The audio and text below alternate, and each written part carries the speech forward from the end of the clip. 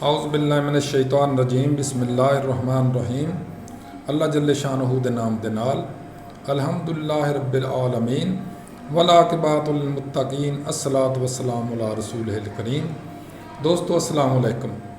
Doctor Naseer कालों CNP के platform तो दोस्तों जैसा कि पिछले 2 दिन तो साडा एक टॉपिक चल रहा सी कि साडे नौजवानों च और एडल्ट्स विच जिहड़े है खुदकुशी का रुझान ये क्यों है। बेसिकली मैं उहदे ते अर्ज़ की सी कि ये वजह फ्रस्ट्रेशन है, जहनी खलजान आ, जहनी नाआसूदगी है और उल्टी सीधी सोचां जड़ियां ने उनकी वजह तो होंदा वे। उहदे अगे की वजूहात ने मैं वो भी पहले च बयान करते से पहले विलॉग च, दूसरे भी किसी हद तक उन्होंने क्लीयर किया सी। तीसरा विलॉग इस टॉपिक ते अज आखिरी विलॉग है साडा। नैक्सट इंशाअल्लाह नए टॉपिक के उत्ते बात करांगे। जिस तरह के बहुत सारे दोस्तों ने पूछा कि वो तुसी विलॉग जिहड़ा एग्जाम्पल दे रहे हो, मिसाल दे रहे हो बानू दी, वो कौन सी कित्थों सी। तो दोस्तों उस परेशान होने वाली गल नहीं है, वो इमेजिनरी नोमेनक्लेचर सी। वो मतलब एक ऐसे ही मिसाली एक नाम रखा सी ताकि लोगों को उनके मुतलक तजस्सुस होवे। क्योंकि टिपिकली अगर किसी का नाम असीं लैके तो वो विलॉग करिए टिपिकली बाय नेम, सही नाम असली नाम तो मुनासिब नहीं है, क्योंकि एथिकली भी अच्छा नहीं है, सोशली भी अच्छा नहीं है, और देखा जाए तो साढ़े इलाकाई अंदाज भी अच्छा नहीं है। लिहाजा वह हल ये किया कि एक इमेजिनरी नाम रख लिया, वो उत्ते पूरे 2 विलॉग कर दिते हैं। एक्चुअली वो नाम इमेजिनेशन सी, सिर्फ एक मिसाली नाम से जिदा हकीकत ना कोई ताल्लुक नहीं, लेकिन बाकी सब चीज़ां जिहड़ियां वो हकायक ते मबनी सन, सिर्फ नाम जिहड़ा सी मिसाली सी, एक इमेजिनरी सी। दोस्तों अज इस टॉपिक को अगे लैके चलने कि इन मसाइल का हल की है। देखो जैसे मैं अर्ज़ की सी कि बहुत सारे मिसाइल साढ़े जड़े ने इस किस्म के, वो अल्लाह के नबी और अल्लाह के फरमाए हुए दीन के मुताबिक साढ़े नबी सल्लल्लाहु अलैहि वसल्लम के फरमाए हदीस मुबारका के खिलाफ असी बहुत सारे काम कर रहे हैं, साढ़े कौलो फेल जड़े ने उन्होंने खिलाफ ने, जिसकी वजह तो असी वो सज़ा भुगत रहे हैं। जैसे कि बहुत सारे मामलात ऐसे ने जिस अल्लाह के नबी ने फरमाया कि एक्चुअली जड़ी या बाद खुलफा राशिदीन ने भी फरमाया कि जी हुकूमत है वो कौम की नौकर होंदी है, मुलाजम होंदी है, लेकिन साढ़े बिल्कुल उल्टी गंगा बह रही है कि हुकूमत गवर्नमेंट साड़ी कौम की मुलाजम नहीं है, बल्कि कौम नूं दबाउण दी मशीनां ने, जिसकी वजह तो बहुत सारे मसाइल आ रहे हैं। महंगाई आ रही है, इंसान की जान माल आन मतलब वो अनाह मजरू होंदी आ, किसी भी चीज़ की सिक्योरिटी नहीं है। ईवन तुसी अज के हालात सामने रखो तो बहुत सारे लोगों का जहनी खलजान जड़ा वे या डिप्रैशन जड़ी है, या जड़ा मैं अर्ज़ कर रहा सा कि इन्होंने लोगों साढ़े जहना च खराबी आ रही है, उनकी वजह साढ़े बैरूनी हालात भी ने, ना सिर्फ साढ़े अंदरूनी मुल्क दे या महंगाई सिर्फ, बल्कि बैरूनी हालात भी साढ़े जहना के उपर बहुत असर कर रहे हैं। देखो ना मशरकी बॉर्डरों के उत्ते इंडिया साढ़े ते प्रैशर पाया, सानू उस परेशानी रहती है। मगरबी ते देखो दहशतगर्द आ रहे हैं, बंदे साढ़े मारते हैं, साढ़े फौज के लोगों को शहीद करते हैं, और वो जाके दे कोई अफगानिस्तान छुप जाता और कोई उत्थे जाके ईरान छुप जाता। कैसा अजीब तमाशा लगा।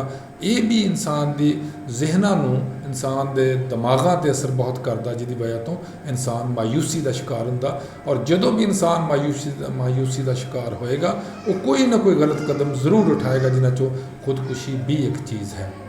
2 लफ्ज़ इस्तेमाल होंदे ने आम तौर पर, एक हुंदा सुईसाइडल, एक हुंदा होमीसाइडल। होमीसाइडल हुंदा जिहड़ा किसी नूं कोई बंदा मारदा, और सुईसाइडल हुंदा जिहड़ा इंसान अपने आप को खुद मार लैंदा। देखो शर्म अगर देखा जाए असीं पढ़ने कुरान हदीस के रोशनी दे विच, ये दोनों चीज़ां हराम ने। कुरान च फरमाया अल्लाह ताला ने, जिसने एक जान ख़त्म की या एक इंसान को मारा, गोया कि उसने पूरी कायनात को ख़त्म किया। देखो ना कुरान बड़ा सादा इस मामले में बात कर रहा कि जिस बंदे ने इंसान को कतल किया एक नूं, बल्कि उन्हें पूरी कायनात को कतल किया, इंसानियत को कतल किया। और इस तरह ही जड़ा बंदा खुदकुशी करता, गोया को एक अपनी हराम मौत मर गया। जिस तरह नबी सल्लल्लाहु अलैहि वसल्लम ने फरमाया सी कि ਜਿਹੜਾ ਖੁਦਕੁਸ਼ੀ ਕਰਨ ਵਾਲਾ ਇਨਸਾਨ ਆ ਉਹ ਕਦੀ ਵੀ ਬਖਸ਼ਿਆ ਨਹੀਂ ਜਾਏਗਾ। ਕਿਉਂ? ਉਹਨੇ ਨੰਬਰ 1 ਅੱਲਾਹ ਤਾਲਾ ਦੇ ਅਹਿਕਾਮਾਤ ਦੀ ਖਿਲਾਫ ਵਰਜ਼ੀ ਕੀਤੀ, ਨੰਬਰ 2 ਉਹਨੇ ਹਜ਼ੂਰ ਸੱਲੱਲਾਹੁ ਅਲੈहि ਵਸੱਲਮ ਦੇ ਅਹਿਕਾਮਾਤ ਦੀ ਖਿਲਾਫ ਵਰਜ਼ੀ ਕੀਤੀ, ਨੰਬਰ 3 ਉਹਨੇ ਕੁਰਾਨ ਹਦੀਸ ਦੀ ਖਿਲਾਫ ਵਰਜ਼ੀ ਕੀ, ਨੰਬਰ 4 ਉਹਨੇ ਆਪਣੇ ਦੀਨ ਦੀ ਖਿਲਾਫ ਵਰਜ਼ੀ ਕੀਤੀ, ਨੰਬਰ 5 ਉਹਨੇ ਇਨਸਾਨਾਂ ਤੇ ਆਪਣੇ ਜੋ ਡਿਪੈਂਡੈਂਟ ਨੇ ਜਾਂ ਉਹਦੇ ਘਰ ਵਾਲੇ ਨੇ ਉਹਨਾਂ ਨਾਲ ਬੜੀ ਸਾਰਾ ਜ਼ੁਲਮ ਔਰ ਜ਼ਿਆਦਤੀ ਕੀਤੀ ਕਿ ਆਪਣੀ ਜਾਨ ਲਈ ਬਾਕੀ ਨੂੰ ਮੁਸੀਬਤ 'ਚ ਪਾ ਗਿਆ।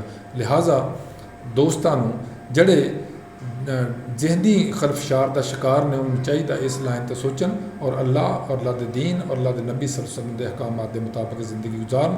ਬਹੁਤ ਸਾਰੀ ਬਿਹਤਰੀ ਇਹਦੇ ਨਾਲ ਆ ਜਾਏਗੀ। ਦੂਸਰੇ ਨੰਬਰ 'ਤੇ ਆ ਜਾਓ, ਗੌਰਮੈਂਟ ਆਫ ਪਾਕਿਸਤਾਨ ਜਾਂ ਹਕੂਮਤ ਪੰਜਾਬ ਜਿਹੜੀ ਹੈ ਜੋ ਲੋਕਾਂ ਦੀ ਛਿੱਲ ਪੱਟ ਰਹੀ ਆ, ਲੋਕਾਂ ਨੂੰ ਜੋ ਮਹਿੰਗਾਈ ਦੇ ਵਿੱਚ ਪੀਸ ਰਹੀ ਆ, ਕਮ ਸੇ ਕਮ ਉਹਦੇ ਤੋਂ ਮੁਆਫ ਦੇ ਸਕਦੇ। ਲੇਕਿਨ ਮਾਫੀ ਕਿਸ ਤਰ੍ਹਾਂ ਦੇਣ, ਕਿਸ ਤਰ੍ਹਾਂ ਮਾਫੀ ਦੇ ਸਕਦੇ ਆ?